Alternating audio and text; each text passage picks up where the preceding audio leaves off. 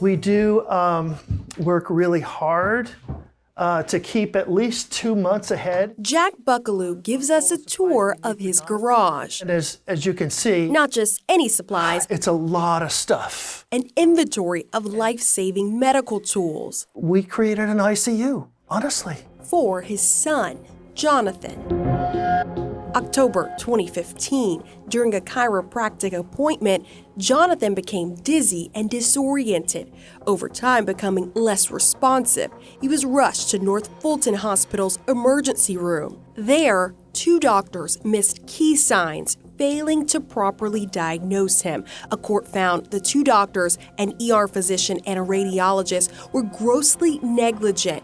That the ER doctor did not mention to the consulting neurologist Jonathan had seen a chiropractor earlier, that he experienced a second seizure-like event, and that the radiologist missed information on a scan. The chiropractor, the hospital, and other clinical staff were not found liable in this case.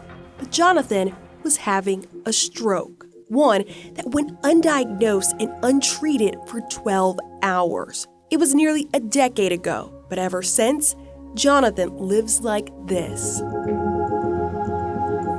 You count on hospitals, you count on emergency rooms, you count on specialists, you count on tests, you count on all of this stuff.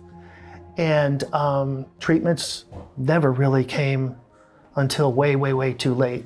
As a result, he now has locked-in syndrome, a neurological disorder where a person is conscious and aware but unable to move or speak due to complete paralysis of nearly all muscles except the eyes. Just a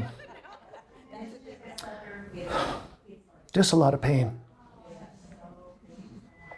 It's in spite of his spirit, which keeps us going, you know, because he wants to do things, he wants to go places.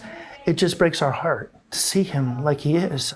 Jonathan is an adult, but even at 34 years old, his family and team of nurses care for him 24/7. He cannot talk, but he can communicate by blinking and using his nose to type on a keypad. I mean, there's some days where he's like, pull the plug. So those are the tough days.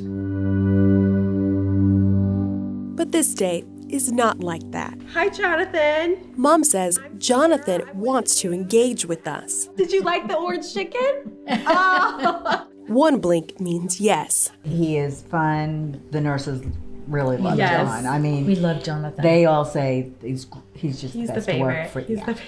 This is Jonathan's exercise room. Their entire home reconfigured to accommodate Jonathan's needs, from his bedroom to the physical therapy area to the main living space, which includes his favorite spot, in front of the fish tank, mesmerized by the motion. Expenses covered by what Jonathan's attorney says is one of the largest ER malpractice verdicts in Georgia history. Jonathan was having a stroke when he came to the hospital, and they missed it. The people who were responsible for reading the radiographs, the CT, MRI, misread it.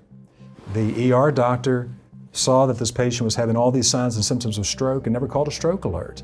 And they didn't follow their policies and procedures. A jury agreed, awarding the family $75 million.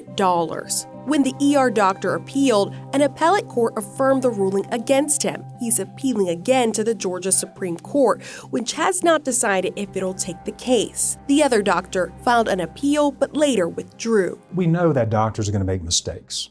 So it's critical that the hospital develop policies and procedures and protocols that will mitigate or reduce those mistakes. 30 to 50% of the time, minor strokes are currently missed, according to Johns Hopkins research. That same data found overall diagnostic errors, known as any missed, incorrect, or delayed diagnosis, affect 12 million Americans, 1/3 of people medically harmed as a result. People like Jonathan, who once played nearly every sport, always active. But now, his body may never move on its own again. I really feel like there's no real justice for somebody who lost everything. For the most part, lost every aspect of his life. I guess it's way past the anger, and the frustration. Just really focusing on, what can we do? How can we keep him as happy as possible? How can we give him the best life possible?